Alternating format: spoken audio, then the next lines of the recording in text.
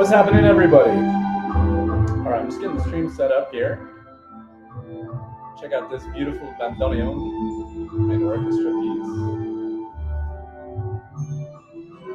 Hey, Dennis. Use Kerr 2010. Great to have you. Bertie, let me know if you can hear me all right, please.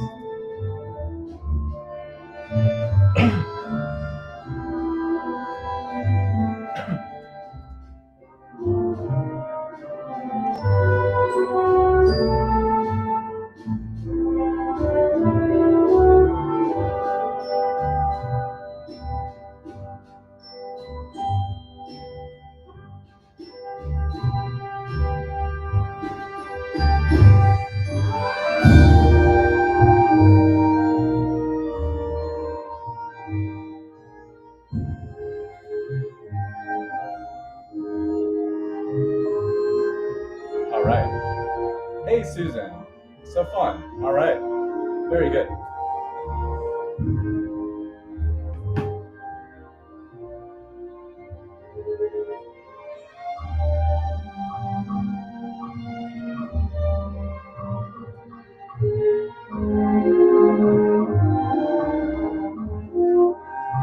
I'm going to go grab a water and a coffee. I'll be right back.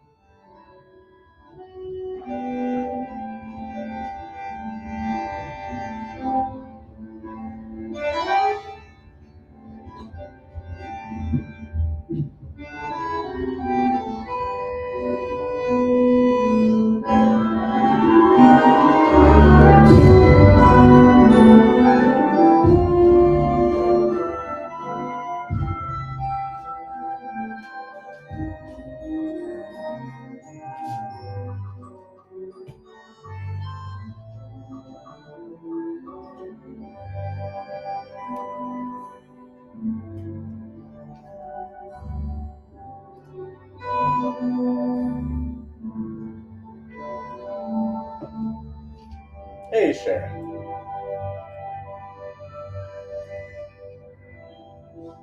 How cool. All right, lovely.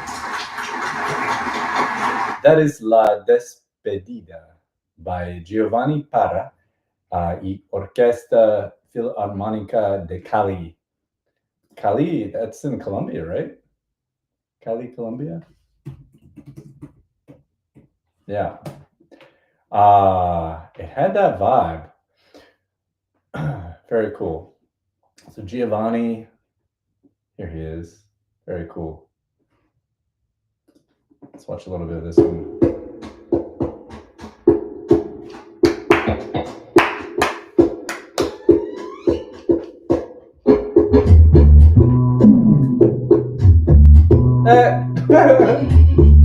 So,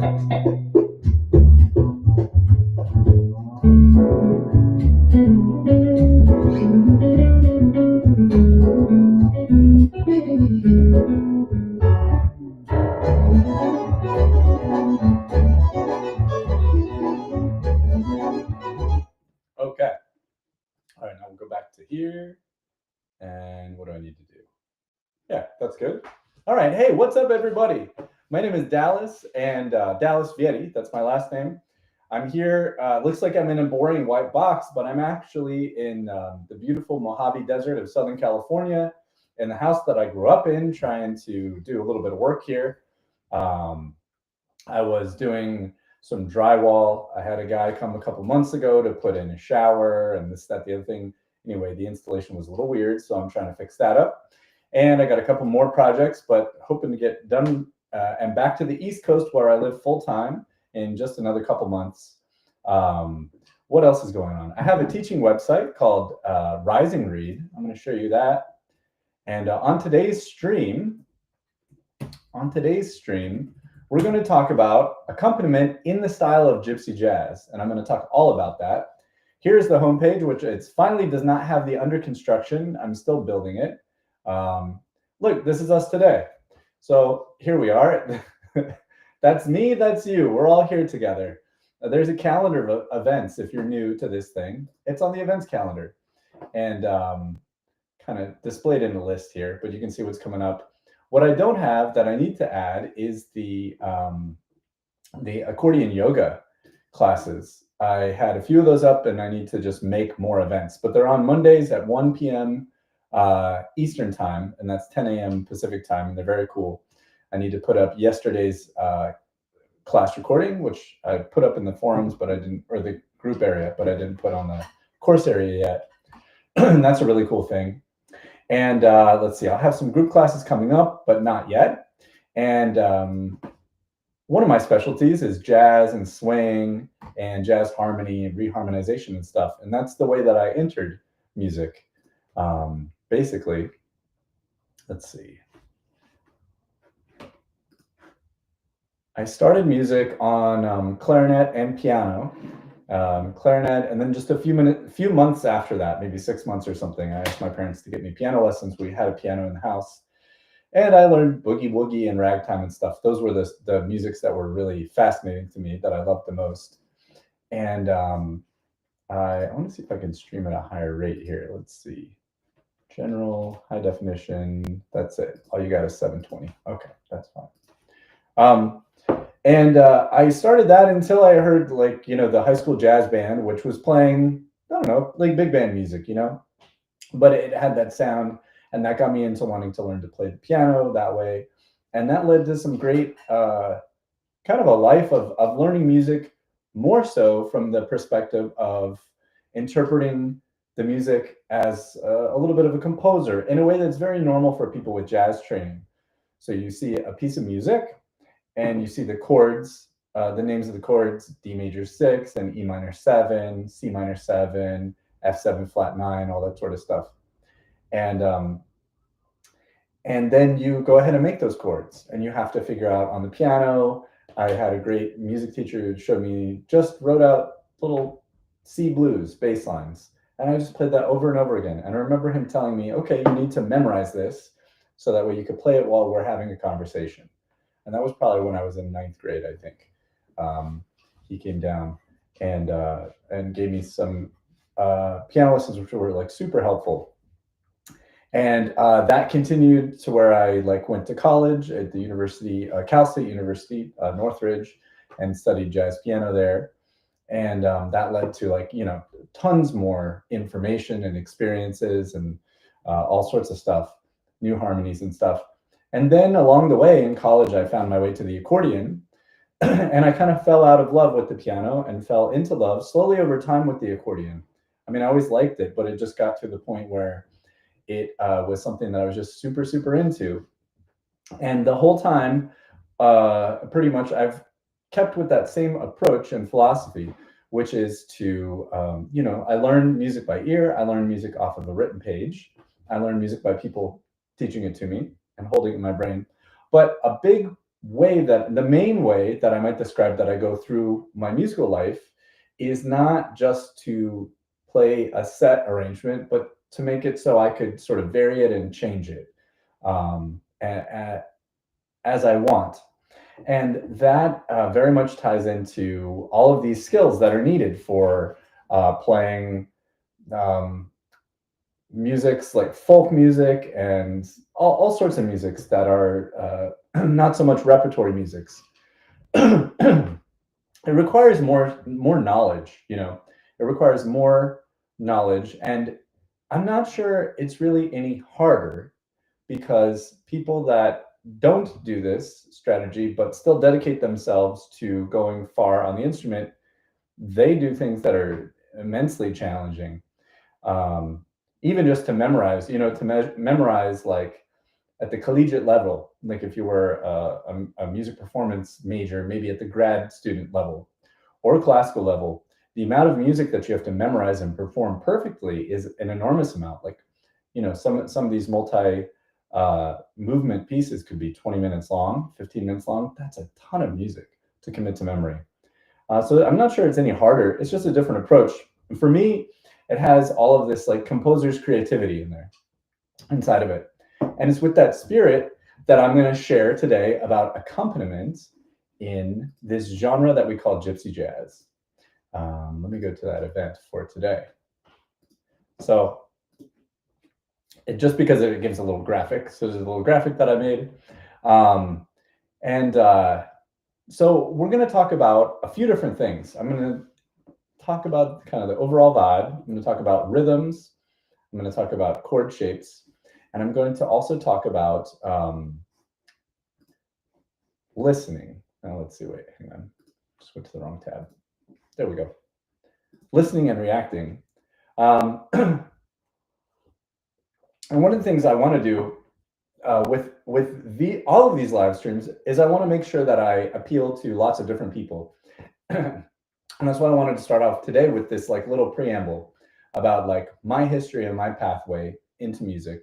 And even if you're not somebody who's planning to go to this music camp Django in June, and you're not somebody who's maybe planning to go to a Gypsy Jazz jam session right now, I think you might still enjoy this couple hours of talking about music and get some stuff out of it. And if you're at all interested in it, it's not for everybody. Not everything is for everyone. That's why we have this beautiful, variety of life. But if you are interested in it, I feel confident saying that you can learn to do it and have a lot of fun.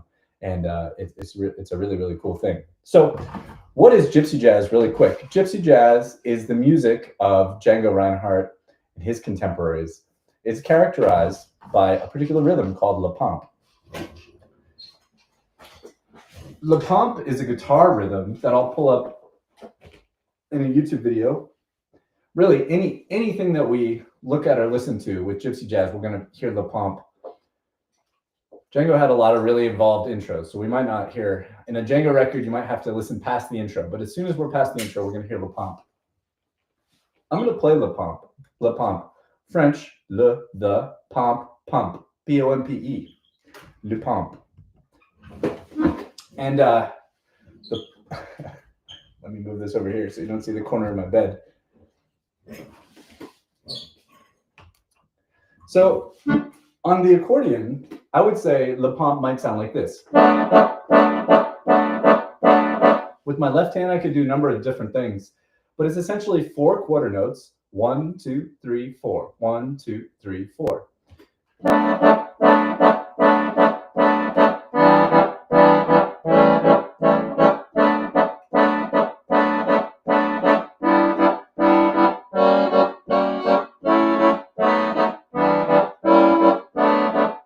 That's approximating Le Pomp. That's one way to do it.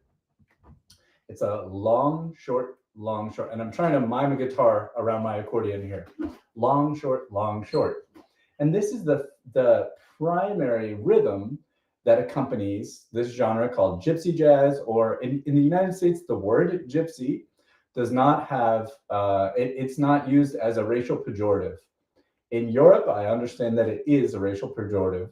And so I'm sort of feeling out the use of this word, Gypsy Jazz. Like it's not, we are not on a big movement yet to completely get rid of the term. A different term I could use instead is jazz manouche, or just to call it like Django Reinhardt style music, I think is also very accurate. But this music is characterized by this sound and feeling. I don't need to screen share, but I will pull up a little, I'm going to use Coquette at first for our first example. Here's Django playing Coquette.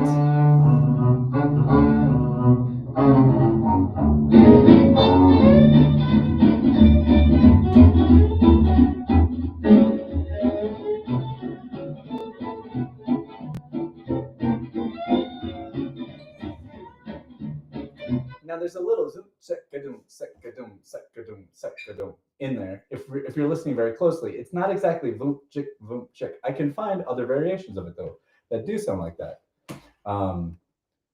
Let's see if I can find maybe like Adrian Monard or somebody else playing Coquette. Let's see. He's a much newer musician. Let's hear this Le Pomp of another musician, Frenchman named Adrian Monard. 1, 2, 1, 2, 3, 4.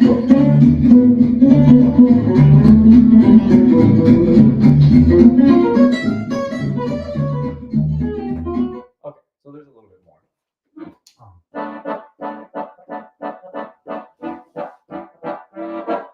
Just want to make sure you guys can hear the accordion okay. Let me throw up the chat here too. Chat, overlay. Give me some feedback if you cannot hear. Let's lower this a little. Wires and chords and my eyeballs. There we go. So the fundamental rhythm for accompaniment of Gypsy Jazz is called Le Pomp. And the 4/4 note rhythm is not super unique to Django, but what is unique is that the iconic style of Django Reinhardt, the Romani musician, is like the iconic style that he's known for with the Hot Club. His early days have no drums. Instead of drums, they have the guitar. This is a wonderful chat. Thank you. Thanks everybody for stopping in today. I hope you can stay the whole 2 hours, but if you can't, that's great. And thanks for saying hi. It's really, really fun. Hi, Ted. Hi, Anne. Hi, Sharon. And thanks for the compliment or the support on noticing that I'm making good progress on the website. Okay.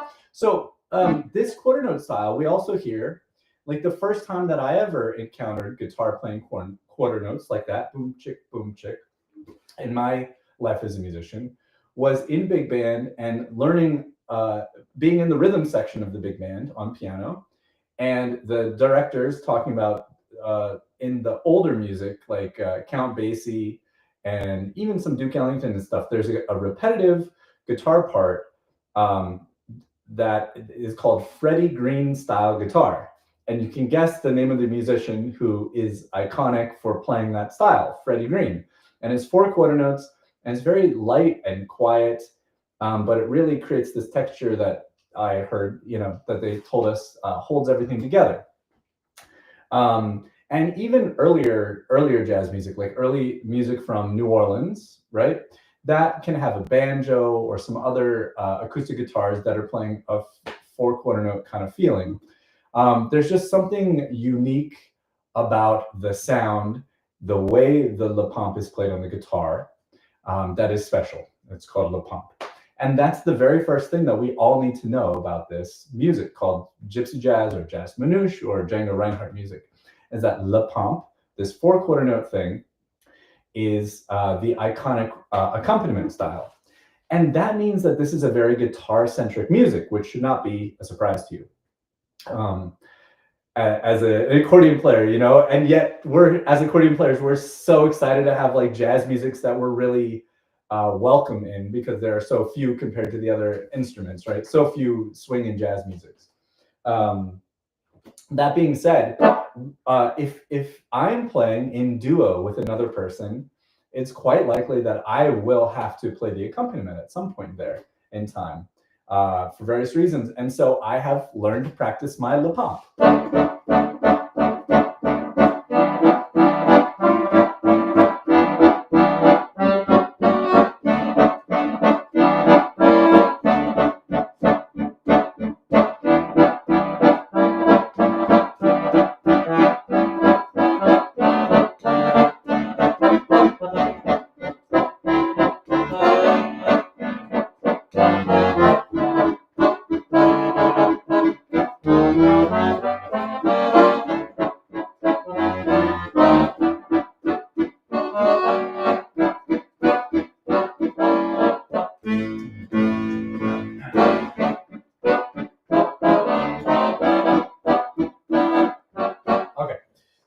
I'm having fun. This is a tune, very simple tune called Coquettes with a C. Coquette. It's an American, I believe it's written in the United States. It's like a jazz standard. It's not a song that Django wrote, but it's a song from that early jazz period, 20s, 30s, 40s, that Django has a famous version of. And so because it's an easy tune, because it's a great song, and because Django played it, it's one of the very often played tunes. And I'm going to pull up a chart for it in just a minute. But I want to do a lot of stuff without the iPad because it's a distraction for me to go and write stuff down. And I feel like this is just good. I want to vary my content on this channel and make sure that I approach everybody. And you can learn a lot just by watching me and listening to me, as well as having me write stuff out. Hey, Judy, and hey, Adrian. Yeah, that's cool. Thanks for saying hi. This is very, very cool. I hope everybody's having a wonderful day. Grab your accordion and play along or not. So for le pomp, it's a wonderful thing to practice, you know. And I have my way of doing it. Let me lower this just a little bit more. How far back can I get? See, now my eyes aren't. This is the problem with the accordion. How do you get the whole accordion and your body? See, I have to go back. Luckily, I have this little rolly chair. This stool, check out this stool, you guys. This stool was from both of my grandparents were doctors. My grandmother passed away in the 90s. That's when she stopped practicing. My grandfather stopped practicing before that. I don't know what year. But they're a married couple, and they had practices in Los Angeles. And they were of the age where they also had their main family practices were out of their house, which is kind of wild. So like my dad and his sisters and everybody has all this weird old like medical equipment stuff. This stool is from their doctor's office, which is cool. I think it's probably the last piece of memorabilia, you know, whatever you call it, family, whatever that I have left. It's a cool stainless steel stool. It'll probably outlast me. They don't make them like this anymore. Anyway, it's cool. It was here at my dad's house, which is fun. Okay, so le pomp. So if we're going to practice that just fundamental, this is step 0 of accompaniment. What do we hear? Long, short, long, short. I keep referencing the guitar, but I'm not showing you guys any guitar players. So I showed in a second so you can see it. So this makes sense. For me, it's like burned into my brain. So they're fretting and they make I think, you know, a longer sound and then a shorter sound. And somehow pumping the hand is involved. I don't know. Just when I think I know something about the guitar, I talk to a guitar player and be like, nah, it's not really like that. Anyway, so on the accordion, I'm going to first make my pressure. I'm going to make my little D major chord shape, D, B, A, F sharp. I lift, and then I make a short one. So a long one and a short one. And then I'm going to close the bellows.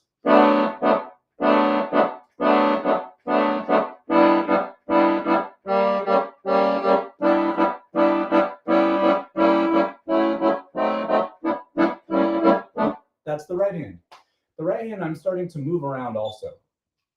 So because I have my years of experience with jazz,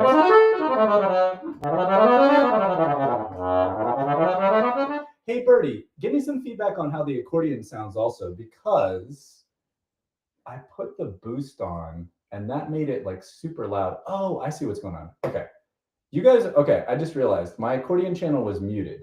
So now, before I go any further with any of this, will you all please help me out there make sure that the accordion sounds okay?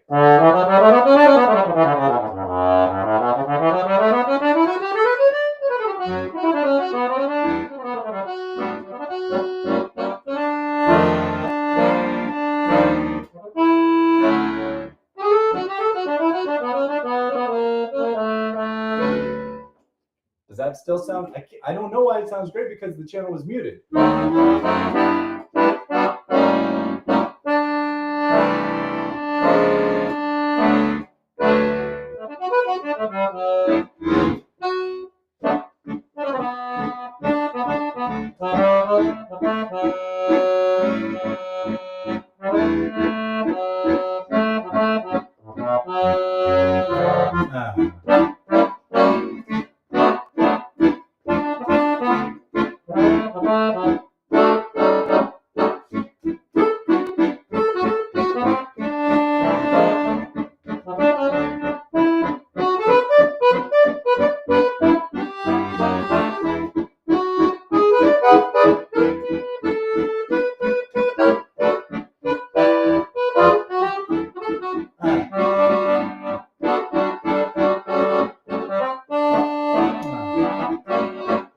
That's a little bit of the melody there, just while we're sound checking. Thanks everybody.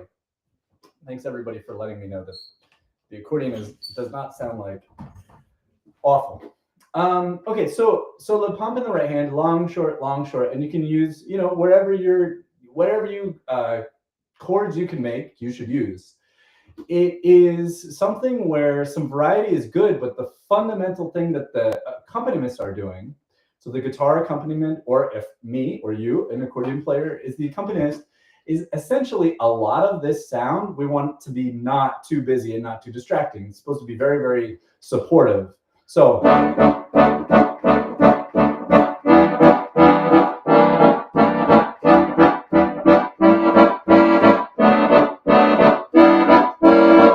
right, it's very simple. And then on top of that, if we have the skill set, I do to a certain degree, to keep maybe that simple thing going, just a major chord and a bass note. I will talk about the left hand in just a second. Then I could get some syncopated stuff going on.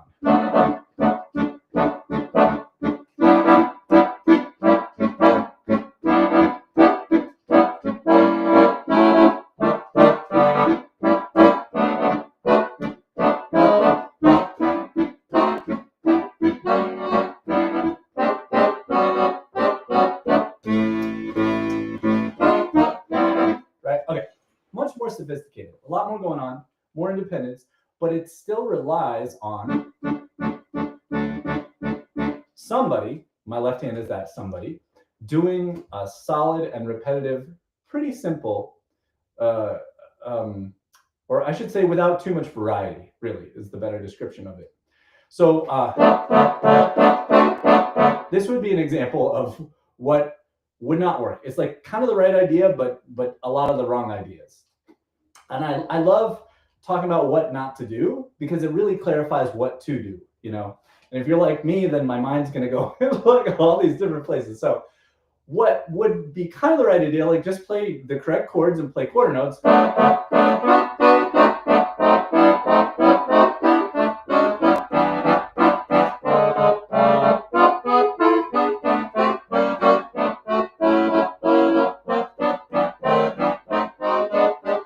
Too much. That is way too much going on. I'm trying to like do some reharmonizations and extra chords, and I'm changing the shapes too much. It doesn't make good accompaniment. Why? Because it itself is too busy.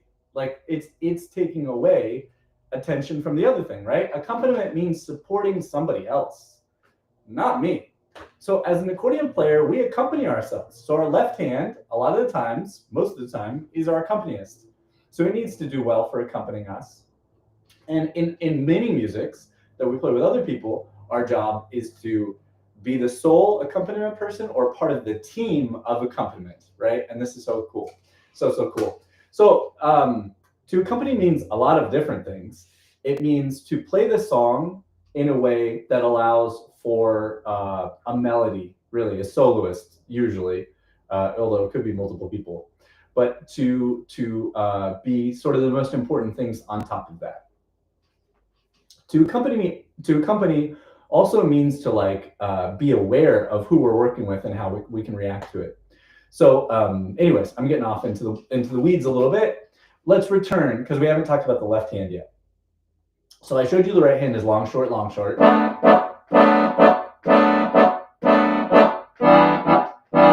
And just a note with the bellows, I'm trying to give a little puff of air, a little cushion of air before I play. So I have this steady bellows pressure always. That's my French technique that I learned from Jacques Mornet and Nathalie Bouchex and Fred Deschamps. And the steady air, and then bringing that air up a little bit. You can see you don't have to do this. This is something I do sometimes, but just so you can see it a little bit. So here's my pressure, steady in the arm, and then. So I'm making sure that before I play that chord, I'm sort of like catching it. It's not going into nothingness. So if I took my left hand, even if I pull it, there's no finesse there. There's no shape. It's kind of like, the instrument, the accordion, becomes a pump organ. And a pump organ is a beautiful, amazing instrument, but it's not as expressive. You can't shape the air as much on a pump organ as you can on an accordion, or a harmonium or something is another good comparison for that. Okay, so with the left hand, long, short, long, short. And what am I doing? I'm choosing to play right now for this example what I call Frank Morocco style left hand, which is 4 quarter notes, which also we need for Django music. And instead of being an oompa style, you might call that alternating bass. Oompa is a good general term for it. Let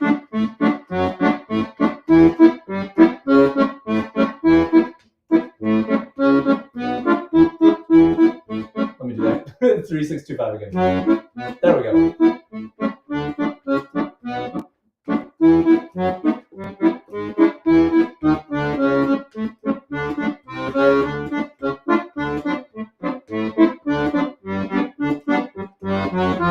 That works fine, but it doesn't approximate the sound of Le Pomp as much as this does.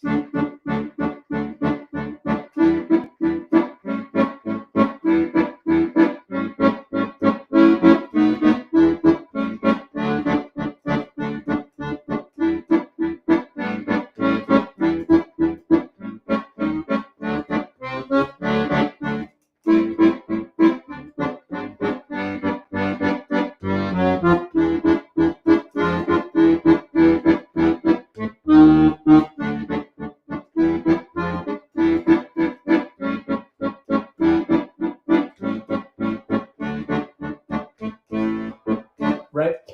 That captures the sound and style of Le Pomp so much better. So I'm playing here, along, I lift, and staccato on the air. So staccato on the air. Let's talk about staccato on the accordion. We have talked about articulations a million times before. I guess nothing new under the sun. Staccato on the accordion, I learned from my wonderful French teachers, Jacques Mornet specifically. Such a wonderful educator and brilliant man. Pull, make the pressure, and then attack your piano keys, or your buttons, rather, short. So if I don't have that air, it doesn't pop as much. I don't have that aggressive attack that I want. Vroom, cha, vroom, cha, vroom, cha. To get that attack to sound right, I need to pull on the bellow. Right? But it's not 4 of those. It's a long quarter note with a lift and then a short quarter note. And as far as the chords that I'm playing over here on the left hand, I generally play relatively simple chord voicings. There are ways to play extravagant, beautiful chord voicings. Not as much as you can do with the right-hand side, but there's a very pretty chord voice.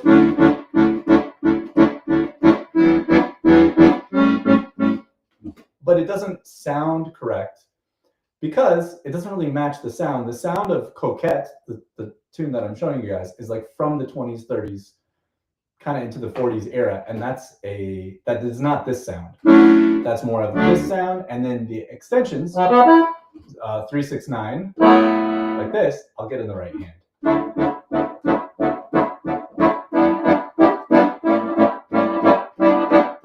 So when I need to add flat 9s, 13s, natural 9s, all that sort of other stuff, most of the time that's going to go into my right hand and it's going to combine. So it's like left hand plus right hand. Right over here. This itself, simple A7, when I add that, which is G, B flat, C sharp, F sharp, you can't see, beautiful A13 flat 9. Right? Okay. So that would be the left hand. So there is some finesse of the bellows. There is definitely a solid floor of pressure that I'm making sure that I have. And there's touch. There's touch. So a little bit deeper onto the buttons, not all the way down. Then I come up, and then a very short press for the staccato. Right? And that's what keeps it nice and light and crispy, as my friend Gabriel Rodriguez says, crispy. Okay. So that's the general accompaniment, right? Now, I, as an accordion player, I'm only going to do that if I'm in a situation that there's not a guitar player doing this. If it's me and a guitar player and you, let's say, you watching, and you're playing the melody, and me and a guitar player are accompanying you on this song in the genre of Gypsy Jazz, then the guitar player, 99% certainty, is going to be playing Le Pomp, Zoom, check. In which case, I am not going to, me, the accordion player, am not going to do Le Pomp, because it's a convention of music. Like, conventionally, it's not done. And the reason why is it just kind of muddies it up. It takes away from the very cool thing that the guitar player does so well. And it's just not going to come out the same. So we don't do it. If there's 2 guitars, 3 guitars, 4 guitars, 5 guitars, 10 guitars, 15 guitars, they could all be playing Le Pomp. And that's what you see at a camp like Django in June, is you see these informal jam sessions of 3 people, 8 people, 10 people, 7 people, 5 people, 2 people playing. I guess it makes more sense to go with the larger numbers. So a bunch of guitar players playing all together, and that links up really well. Multiple guitar players playing Le Pomp together works well and is done. That's cool. But an accordion player playing along with it is kind of the wrong thing to do. Okay, so before I wrap up this kind of first little section on like the fundamentals of accompaniment about Le Pomp, let me show you some videos of Le Pomp. Let's go to YouTube, and we'll look at some videos of Le Pomp. Sorry for that crackling and popping. I keep thinking I'm fixing the jack. There's just a little issue with how the 1/4-inch cable is going into the jack. So let me switch over to this, and we'll look at some YouTube videos together. So, Le Pomp. In fact, Django in June. So this is a music camp that I'm teaching at again. In fact, that's Russell. That's my friend Russell Welch from New Orleans. That's so funny. And that's my accordion right there. But here we go. This is great. This is a typical scene in the bottom floor of the dorms. Let's see. Well, here's someone walking around. This is what you're going to see every single night of Django in June. So we hear music. There's up there on the stairs ahead. Let me just make sure everybody's seeing what I'm seeing. Yeah, that orange, that yellow rectangle out there, that's another porch on another dorm building, because this is held on the Smith College campus. And there's more people jamming there. And I can see over to the right, under this little tent here that gets set up, There's some more. Usually, the more famous, more professional musicians in the evenings tend to gravitate into the tent because it's more of a stage sort of area. And you're so highlighted that it's intimidating for people who are not super brave to get up there. Let's see, I see my friend Lisa Lou. Is that Debbie Botosh? Yeah, Debbie. And the floral, I think that's Debbie. And the floral dress. And that must be, actually, oh, that's Jean-Claude Ledoux, I think, who joined our thing. So this gentleman right here, Jean-Claude Ledoux, amazing, legendary French accordion player who was the teacher last year. And that's Sam. Anyways, I don't need to list all the people I recognize, but here we go. These are, oh yeah, Henry Acker and Sam Farthing, and Lisa. These are a bunch of professionals.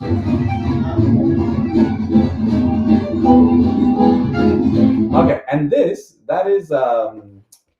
that's a song called Made in France by Borelli. That is not swing music, so it's just not a swing.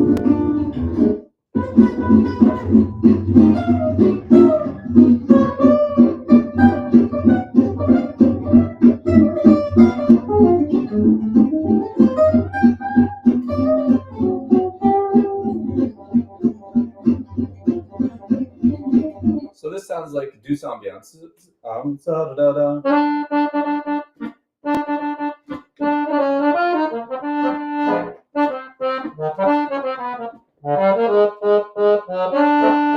That's the melody here. So here we have, it sounds like to me, what do you guys think? Just one rhythm guitar player right here, and then one person playing the lead. I only hear one guitar. Yeah, and that's Russell again from New Orleans. Wonderful musician. Okay, and then just one more video to look at La Pompe. Yeah, here's a little tutorials on La Pompe. I've been playing La Pompe wrong for years. Benji Winterstein. Let's watch Benji play La Pompe.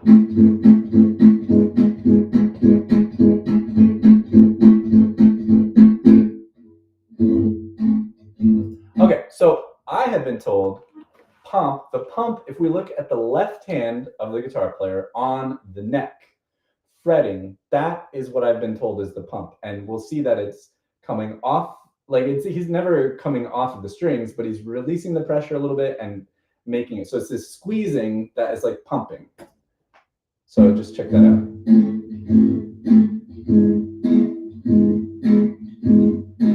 And we can see on the short one, his fingers do come off on the one that's short.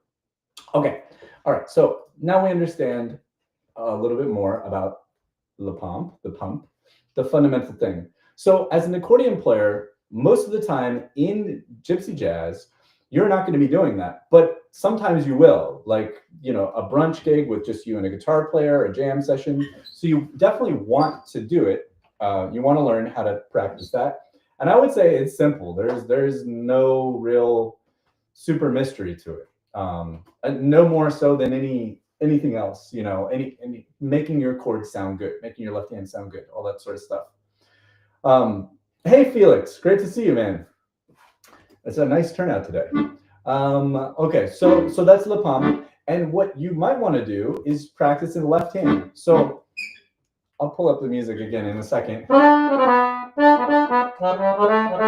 So if I wanted something to sound more jango-y, I would break into that La Pompe. So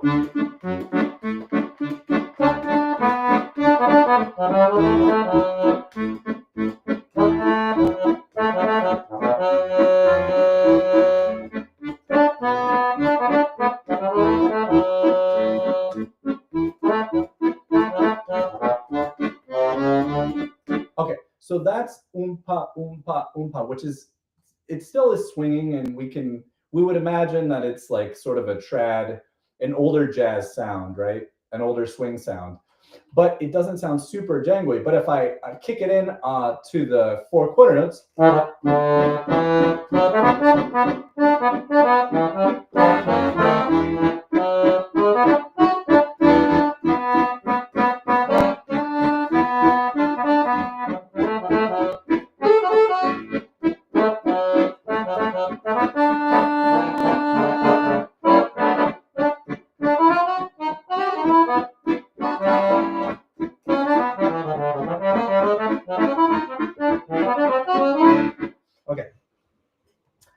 So just to give you kind of a comparison of something that is like an accompaniment that's not La Pompe on the same swing tune, and then an accompaniment that is closer to approximating the La Pompe quarter notes, boom, chick, boom, chick, because it's the same on the guitar. It's the same chord shape that they're playing. They just play a long one and then a short one, and a long one and then a short one, and they're not changing it up so much. Okay, yeah. So for that, so then now let's talk about the majority of your life at a Gypsy Jazz jam session, at a music camp, or if you are part of a band that you start or you join, group of people playing the music at Django, and you have at least one guitar player who's playing La Pompe.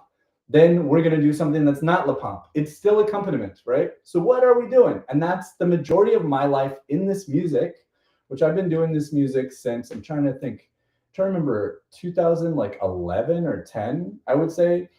I know the story of my origin story for this music is that I was fooling around with accordion. I met a person who she wanted to start a duo to make some extra money to play French music and Italian music. And I didn't really know anything about that music. So this is the days before streaming services, even before YouTube, really. I went to the local used bookstore. They had these like bootleg CDs. I bought those. I fell in love with Musette's. Accordion, the Melancholy Poet of Paris was the like bootleg compilation CD that I got. And on that was some Gus Viseur. I remember there was Marceau, who were like all these like legendary early players, like from the teens and 20s, early recordings, and 30s, 40s, 50s. I started transcribing that stuff. I transcribed Indifference, Swing Valse by ear from these records. And then I saw that there was, I got in my head for some reason, I was like listening to the guitar accompaniment, and I thought to myself, hey, I wonder if this Gypsy Jazz stuff, the Django music, because I really never listened to any Django before this point. I thought like, oh, I kind of think that guitar accompaniment might be similar to the accompaniment of the French Musette recordings. Like it sounded sort of similar. So I went to this Gypsy Jazz jam session in Philadelphia, and then it was cool. And the guy who led the Hot Club of Philly invited me to come back the next night for his gig, and I sat in, and that's kind of the rest is history. I got into that. He started calling me for paid gigs, and I started studying, and like all my jazz piano training started coming out now because I had sort of a jazz outlet on the accordion for it, because I hadn't heard Frank Morocco in that time. I didn't have in my head how accordion and jazz might sound in like straight ahead music or like the music of the 40s and 50s. I had no concept for that, no model. And it wasn't what I was listening to at all. So anyway, I was really excited. And so that's when I started like studying and finding Ludovic Bayer, who comes to the United States at least once a year. He's a really amazing French accordion player, and Richard Galliano, and Marcel Loeffler, and Jean-Claude Ladeau, who we just saw, and a lot of these other performers, Stian Karstensen and Jimmy Rosenberg. Anyways, so this is all to say that, well, what is the point of this? The point is my life in this music. If I added up like in a pie chart of like, okay, how much does Dallas play a melody in Gypsy Jazz? Especially if it's not my gig, like very rarely, honestly, because the guitar players are monster virtuosos and they want to show off, and it's their band, and I'm whatever. So, I play musette, maybe I grab the melody or harmony or something, but not very much. Of course, I am taking a solo, but the majority of the time, what am I doing? I'm not playing La Pompe, but I am playing, and I'm playing what we call, from the jazz terminology, comping, C-O-M-P-I-N-G. And comping is done in like what we call maybe like straight ahead jazz, like jazz from the 40s or 50s. Fly me to the moon and let me, right? That tune, Fly Me to the Moon.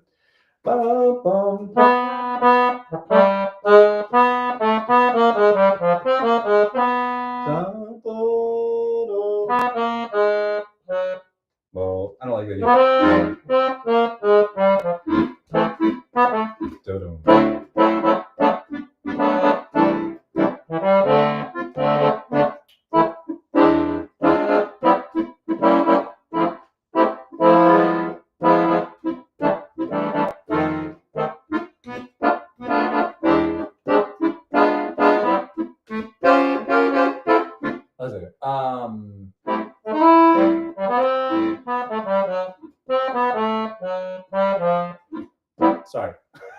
My brain's getting a little twisted. I'm trying to Fly Me the Moon comping. So good. Fly me to the moon. Ba-da-bum, ba-dum, ba-doo-dum. Ba-bo-dee-dee-dum, ba-da-ba-ba, ba-doo-dum, ba-dum-dum, ba-dee-dum. Right? So these little stabs and stuff, pianists will do it inside of a setting, like if they have the upright bass, and you got the drummer.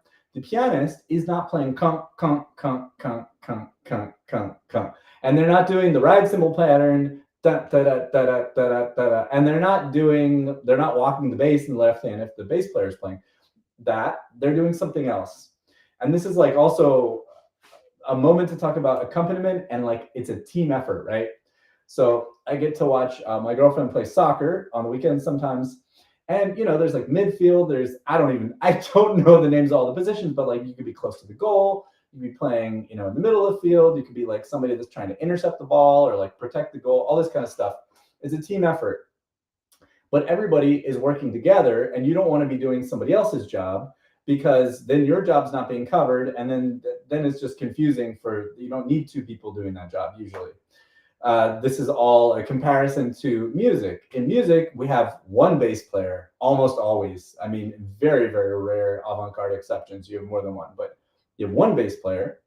And why? Because clarity, and because they get to make artistic decisions that would probably be jumbled up if two people were doing that job.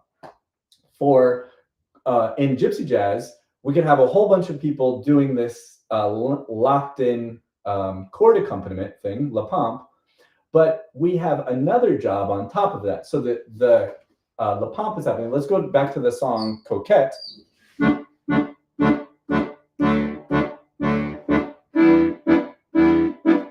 Let's say that is simulating the guitar accompaniment. My right hand then is going to simulate just an accordion player.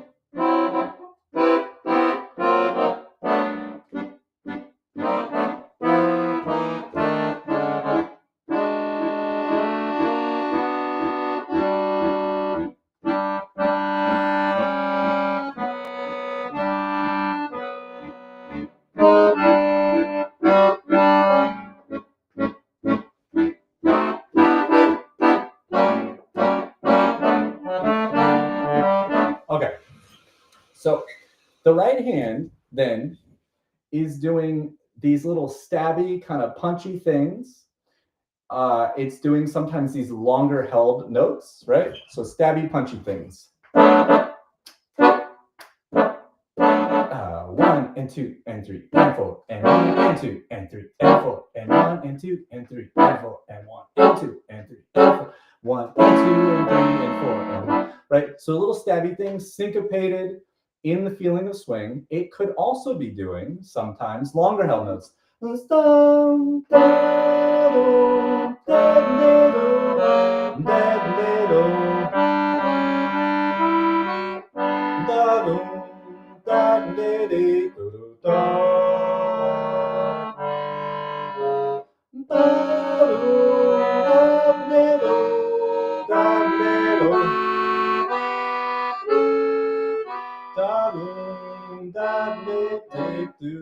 Okay, just to simulate moments, right? So I might be playing longer and underneath the melody. I might be playing more excited, more syncopated around the melody or underneath the melody or in between the phrases of the melody where there's space.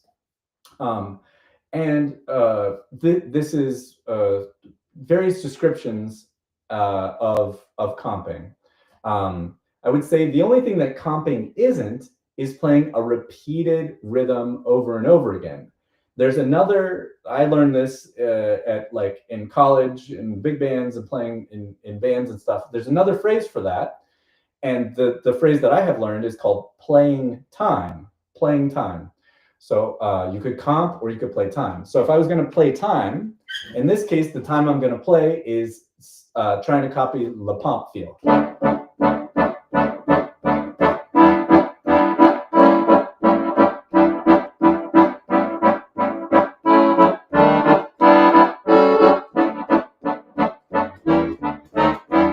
Right? That is just a repeated rhythm over and over and over and over again. Now, I might add some fills and some comping in that because I can, and it's necessary. But we want to talk about jobs and division of labor, right? So the most important person is the person who has the melody, whether that melody is the theme of the song, right? Or if it's an improvised solo, which is the way jazz works, is everybody takes, well, not everybody, but many people take an improvised solo and improvise over the same chords. So the song gets played again, but a new melody gets created out of the skill set of the performer, right, on the same chords. And the job of the accompaniment is to make that person, that part, sound as good as possible, right? And the bigger thing is that all of those people are trying to make the song itself do what the song is supposed to do.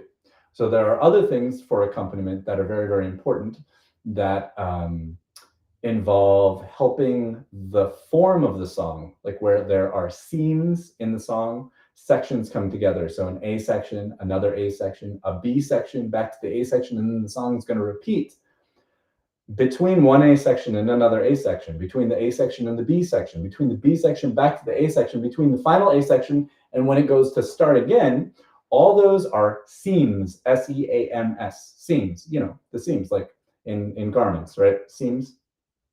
All those are seams between sections.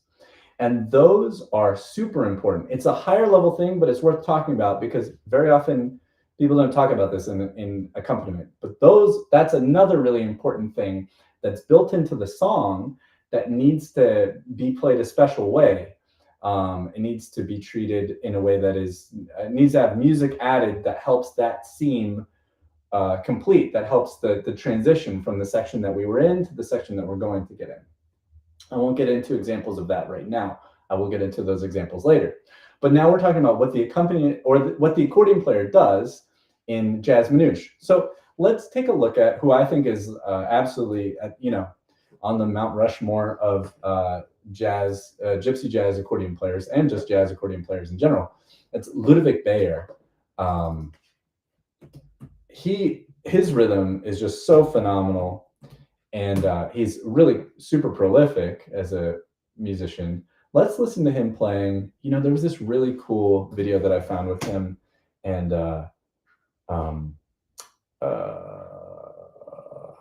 why is the name? Why can't I think of the name? Oh my gosh.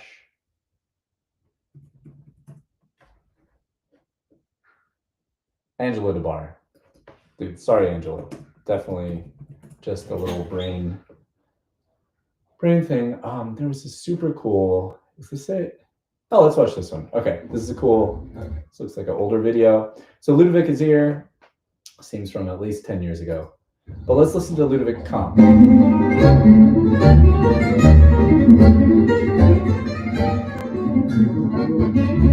Sorry.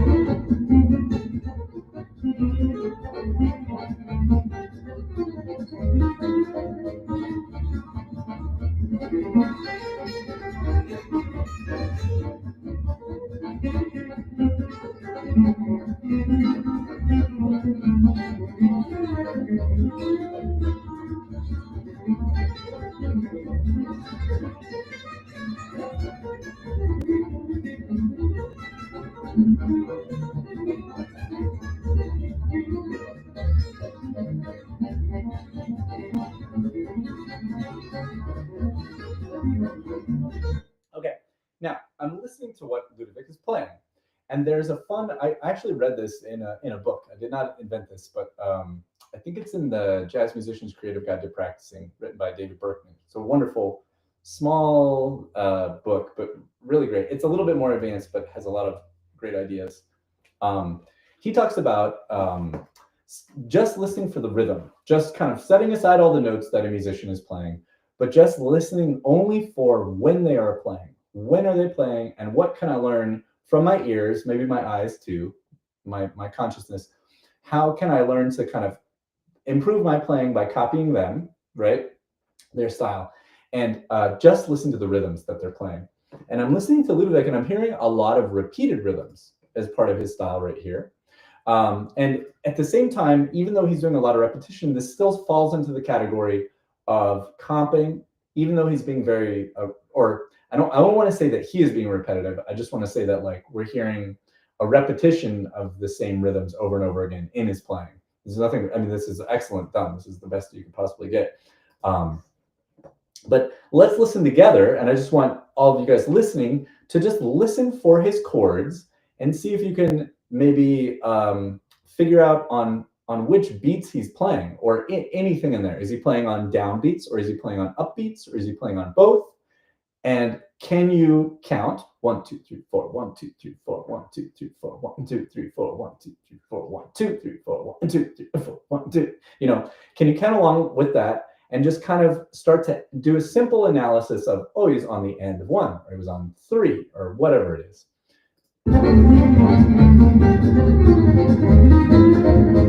Let's start back at the top of the tune.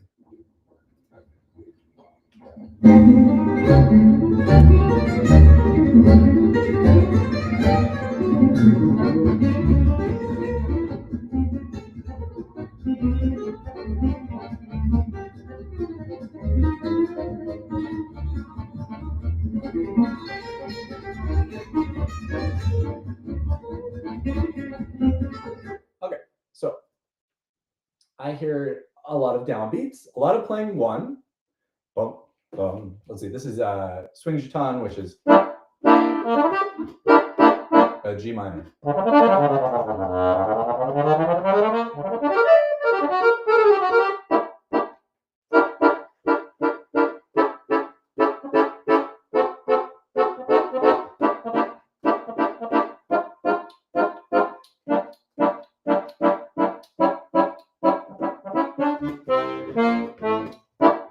So you guys can see my hand.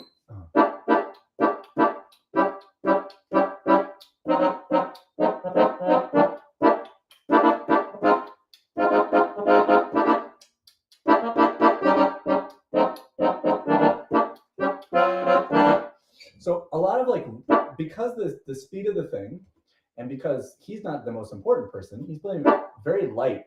So we get perfectly executed rhythm from Ludovic's hands, and these really like light chord touches. If we slow it down a little bit, let's see. It's a super fast tempo, right? So not the best for beginner listeners, but let's use YouTube and slow it down.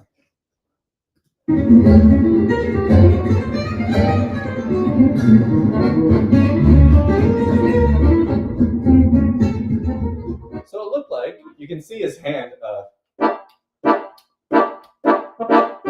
it looked like 1 and 3, because even at this slow tempo, it's 1, 2, 3, 4, 1, 2, 3, 4, 1, 2, 3, 4, 1, 2, 3.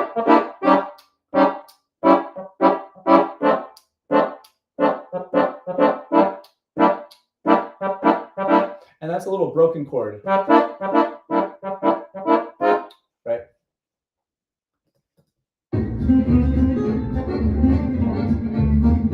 There.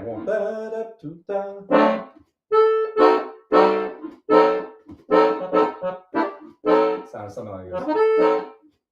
Oh. So he was on the end of 1. 1, 2, 3, 4, 1. Something like that. And he's got these little very little connecting chords, because this song is unique in that all of a sudden it's G minor, but then all of a sudden you got a couple bars at A flat major. What which when you do this more, and when we get more comfortable and familiar with harmony and our role in helping the song be the song, when we have unique things like that, moments where all of a sudden the song is up a half step, we tend to know that we need to help that happen a little bit. So he's just bridging that gap with like a little chromatic thing down. I don't want to make a whole study of this. I just want to introduce another model. I just want us to see, since I don't have any guitar players here that I can play with me, let's go straight to the top. Angelo DeBar, universally considered one of the greatest living Django style guitar players, and Ludovic, absolutely one of the greatest living accordionists in this style, to say the least. So this idea of comping, I have, let's see, I have a comping rhythms sheet that I created. Let's see if I can find it. Here we go. This thing is really fun. So we talk about comping. Number one thing for comping is to listen. Well, to practice. Okay, practice your comping. That's number one. Number two, listen to accordion players comp. So if you're interested in comping better or getting a better understanding of it, make a playlist or just put on some music, hopefully that you enjoy. That's always the best thing, because there's so many different micro styles in there and interpretations. Find the people that you like listening to and listen, and just put it on, because all that stuff is going to sponge up into your brain. But to be very teacherly about it, let's see, let me add a scene, the camera, there we go. Then I'm going to add this and there. You guys see that? No, but you will right now. Hang on. Okay.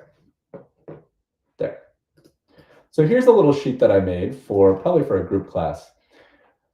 For practicing and putting together, you're going to replace these rhythms with chord shapes. So I'm going to use, since the video that we just listened to is in G minor, I'll just do that. I want you guys to see my hands, so I'm going to go down here. Normally, I wouldn't play down here on clarinet. I would normally play bassoon in the middle. But if I just go through the tune, I'm going to do all the chords for the song, or a section of the song, the first 8 bars, say. And I'm going to use that first line, which is half notes. 1, 2, 3, 4, 1, 2, 3, 4.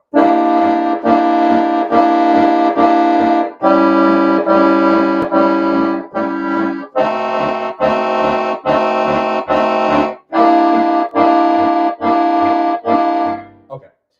That's the song that we just heard Ludovic and Angelo DeBar play, the chords to it. And that's me using the rhythm written on the first line as like a little etude. Now I'm going to do the rhythm written on the second line, and my left hand is playing the accompaniment.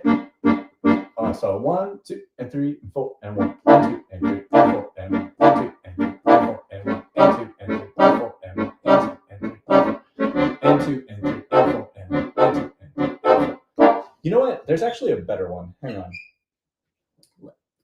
because this. Comping rhythms. Here we go. Oh, it's the same. Oh, I see what's different about it. Okay, okay. Sorry. Yeah, this is good. Okay. Forget what I just said. So that's that. And then the third one, number 3. 1, 2, 3, 4.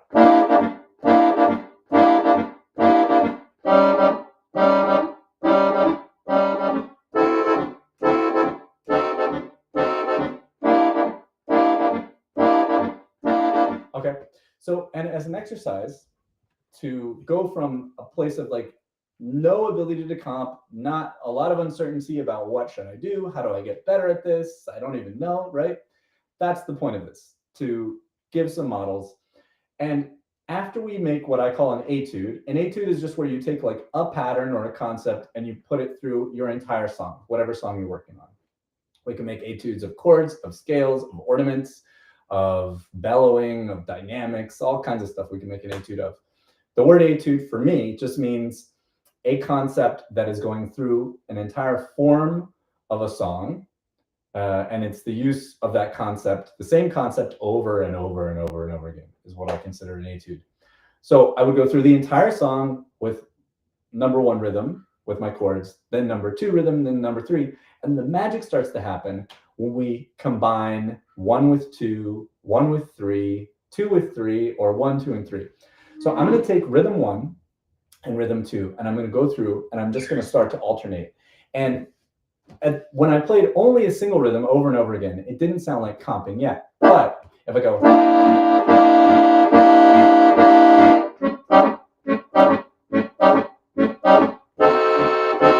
rhythm 1, rhythm 2, rhythm 1, rhythm 2, rhythm 1, rhythm 2, right? It still sounds a little stilted, but let's change it. Instead of doing the same rhythm for 2 measures in a row, let me change every measure. 1, 2, and 3, 4. Yeah, Felix is asking if I could pull up a lead sheet for Swing Gitan. Yeah, I do have it. For sure. And I can put that up. Let me just keep this up for a second, and then I'll roll. Swing Gitan is in the Django fake book, Felix. If you have the Django fake book, if not, email me and I can send it to you. But you can find it online. Okay. So now I'm going to change the rhythm every measure. So 1, 2, rhythm 1, and then rhythm 2. Rhythm 2. Rhythm 1. Rhythm 2. Rhythm 1. Rhythm 2. Rhythm 1.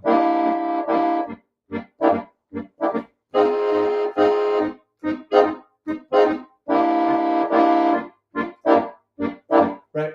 You can see that we're starting to get somewhere now. Now, just being able to change from the first rhythm to the second rhythm as the chords go through, I'm now starting to get closer to what actual comping sounds like. And then these are all ways to practice. What happens in real life is this all happens. It's like practicing your language that you're studying, French, Spanish, Italian, whatever you're studying. You're practicing it, you're practicing theoretical conversation, and then when you're actually speaking to somebody, it's like whatever comes up and whatever you can remember, and then whatever you can understand that the other person is saying, right? Same thing for playing music. It's whatever you can remember to do out of your hands, and then whatever you can hear and understand is going on from the soloist, if you're accompaniment, from the other accompanying members, all that sort of stuff. So our ability to listen, and then our ability to recall. And this way of practicing where we alternate between things is so phenomenal, because what you're doing is you're practicing your recall, right? Your recall of the rhythm and recall of the chords. Let me go further just a little bit to involving number Felix found, Swing Gitan. That's great. So now I'm going to go between number 1 and number 3.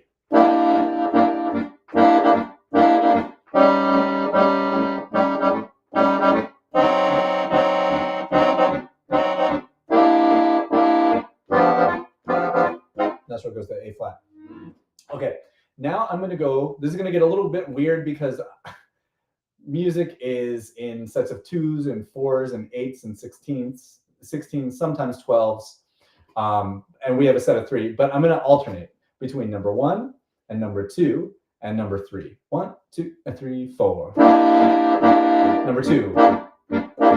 Number 3. Number 1. Number 2. Number 3.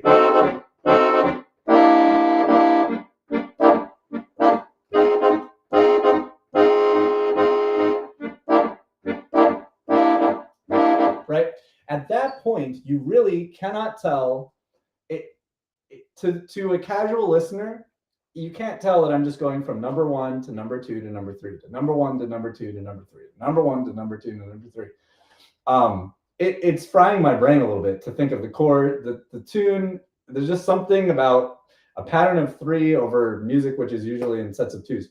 But that being said, the ability to change between things is what we're after. And this is just a way that I teach and help people get from not being able to accompany and not being able to accomp like this to create sort of spontaneous rhythms, from not being able to do that to doing that. And this is sort of a beginner's thing. The rhythms 2 and 3 could be simpler.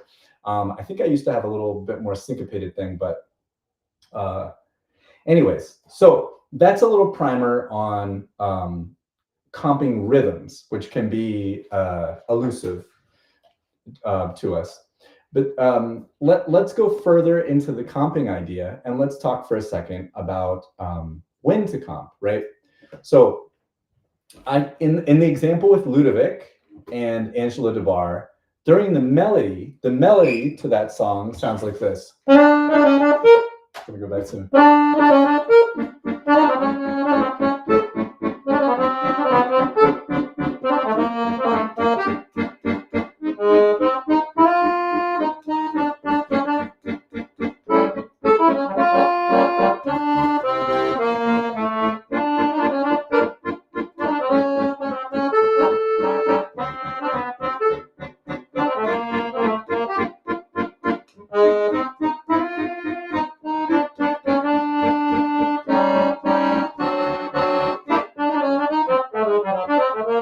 So then you'd hit a break, and then the solos would start, right? So that's the melody for that song. Now, there are a couple, I would say, like when I'm thinking about trying to help people accompany and trying to describe what is going on, I separate things into two areas. One is playing underneath the soloist. So again, the soloist means the person who's either playing the theme of the song, right? The thing I just played, or whatever it is. Right? Playing underneath that person.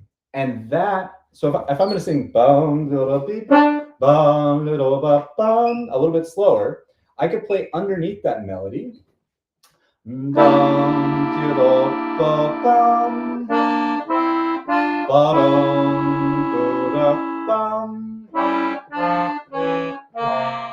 That was not a good movement.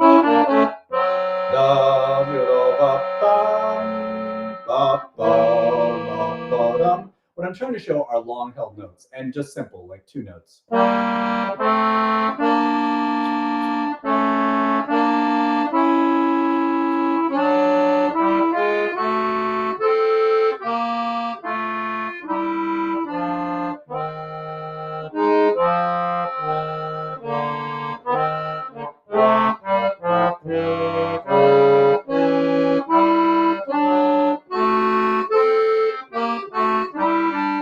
Okay, so that's dum dum do da bum dum do da bum.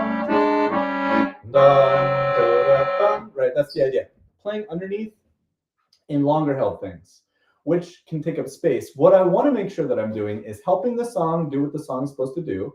So if the song is a ballad and it's heartbreaking, I want to make sure that I'm helping the song sound like a heartbreaking, beautiful, slow song. If it's fast and bouncy, like Coquette, and it's cute and fun and light and bouncy and whatever, you know, then I want to make sure I'm playing with an energy and a soul that does that, right? So like there's my emotional self, which is the self that I want to be, right? And I want to, hopefully me and the rest of the musicians I'm playing with are on a similar thing, right? We're all feeling something similar, our own version of that. But then there are very like sort of pragmatic things to do too. So if we're playing a really bouncy thing, the thing not to do would be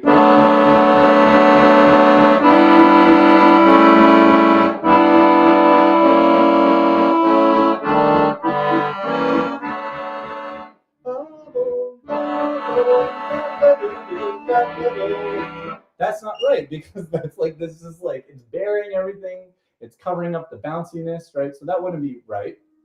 The same way, let's see.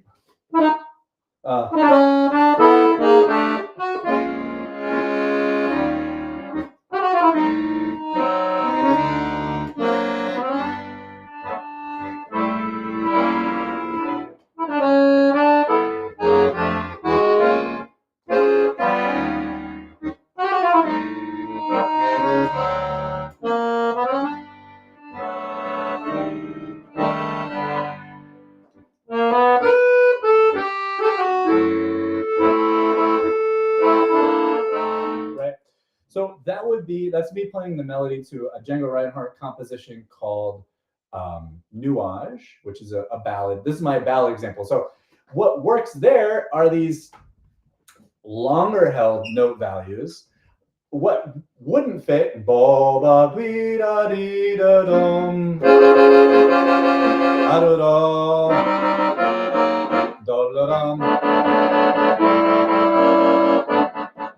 do da do dee do.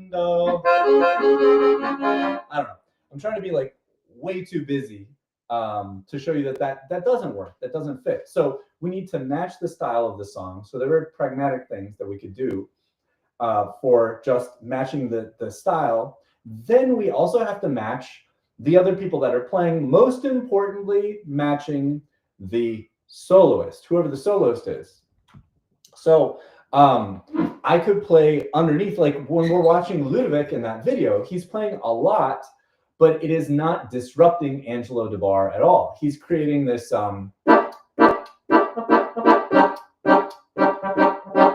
I think that is to interpret what he's doing, I would say that he's being sort of more repetitive because it's a form of comping that's not going to be like distracting to Angelo DeBar's solo. He's not taking the attention away from him. Let's see. Can I do both? Let me think about it. Let me reset for a second in my brain, kind of how I can describe this. Well, I guess I could just like put a button on it and say that we could play below the soloist, or it would like kind of underneath the soloist, so supporting what the soloist is doing. And if we imagine our other accompanist, Le Pomp is playing underneath, right? That's a kind of accompaniment, and it's playing time. Voom, chick, voom, chick, voom. And it's very important that the Le Pomp not be louder than the soloist, right? We have to be softer than the soloist.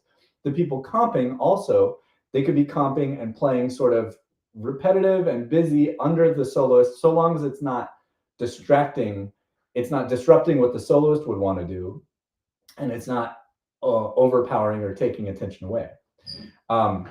The other thing that we do as accompanists who are comping, is we can interject in between the phrases, which is something that is useful for, I would say, all accordion players too, because to create a really rich, wonderful arrangement of something that was, let's say, a popular song, like Coquette is a popular song, Misty is a popular song, La Vie en Rose is a popular song, Fly Me to the Moon is a popular song. Not popular in 2025, but popular in 1940, 1930, right? But what that is there's a melody with space. So if we look at La Vie en Rose,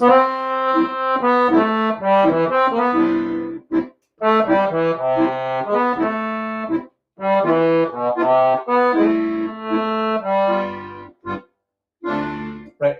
There's melody in, or pardon me, there's space in that melody.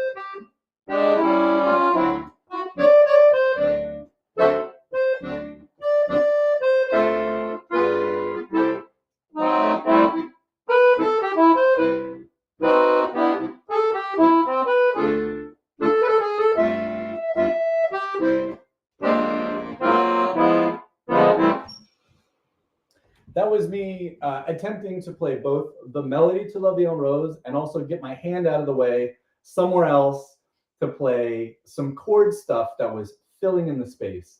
And what happened in that particular instance is my chord fills often carried over into where the solo would, or the melody would be. So then I moved my melody back, which is something that works if I'm doing it.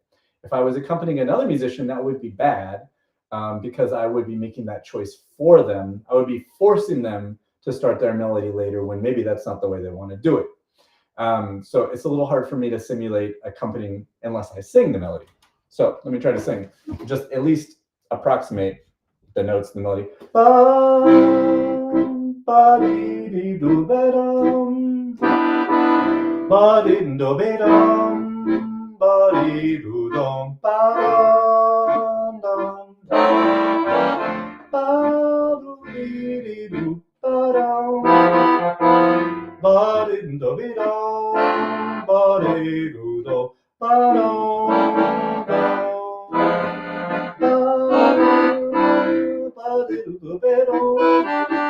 right, you get the idea. So the idea is that what I'm trying to do with my comping, which is a form of accompaniment in my right hand, is play in between the phrases that the soloist is going to say. That's a good description of it. What's even better for practicing it, for understanding how to do it, is that I'm waiting until the end of the phrase. That would be, since I know the tune, the end of the phrase. And I could do something.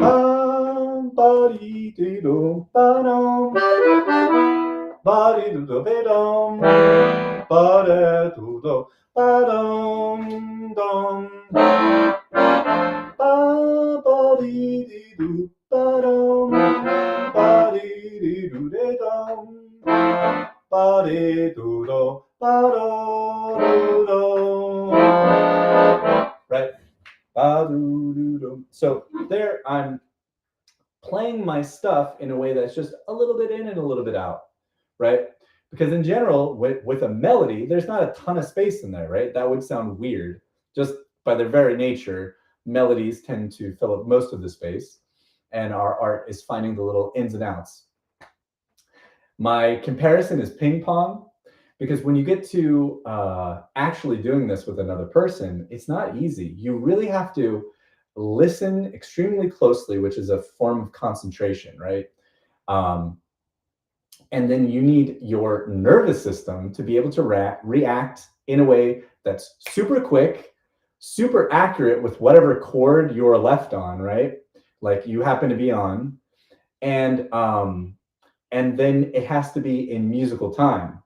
So these three things. So it's like, obviously we can all do it because you turn on YouTube and we can find 100 million, jazz musicians that can comp phenomenally well. I'm just saying, like, there's a lot to it, just for our consideration to understand what's going on and what we should be doing. So this is a higher level thing. I wouldn't really suggest that you concern yourself with this unless you have chord shapes under your hands. And under your hands, meaning you could play through like your right hand through a tune. Let's go back to this tune, Coquette.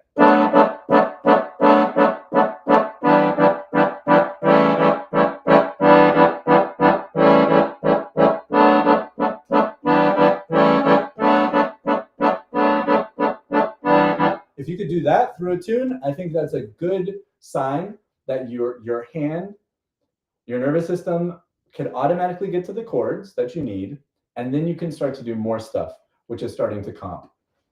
So this is just like the kind of the base level familiarity you need to have with the chords.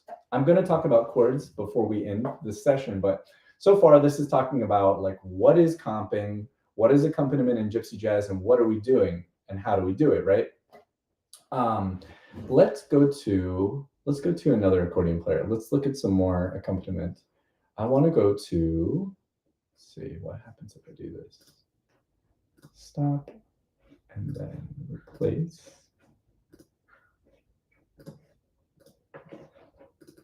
So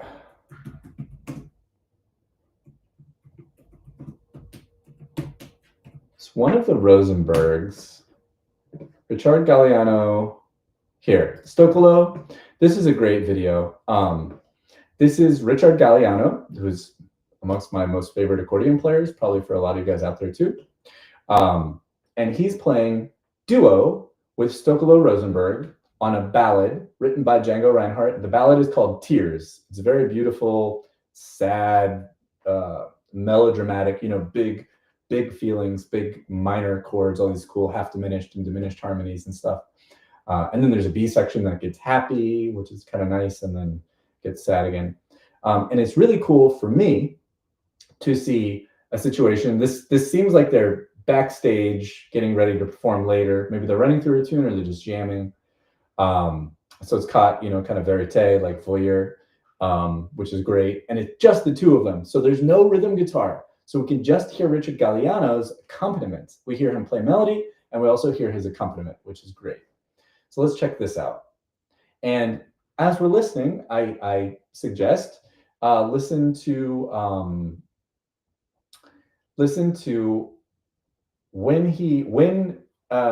if Richard Galliano is accompanying and Stokolo Rosenberg, the guitar player, is playing the melody or a solo, listen to kind of sort things with your brain into two categories. Galliano is playing at the same time as the melody player, sort of underneath, or Galliano is doing something in sort of the breaks, in between, like little interjections of music. Hang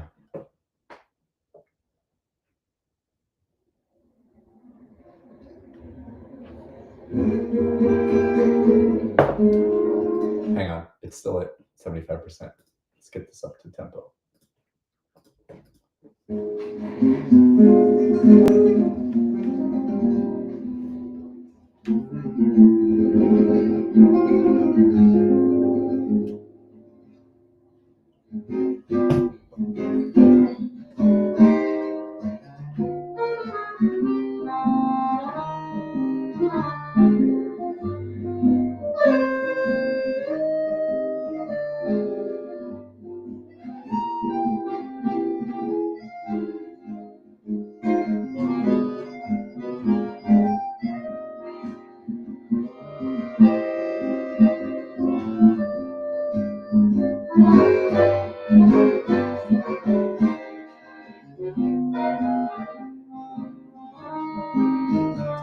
Felix, that sounds super cool.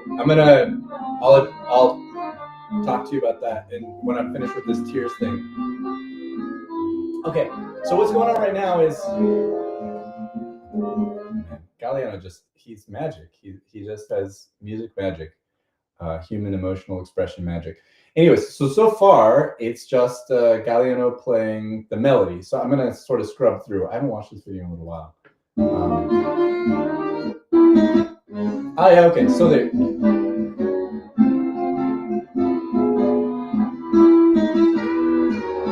Okay, so now we get accompaniment by Galliano.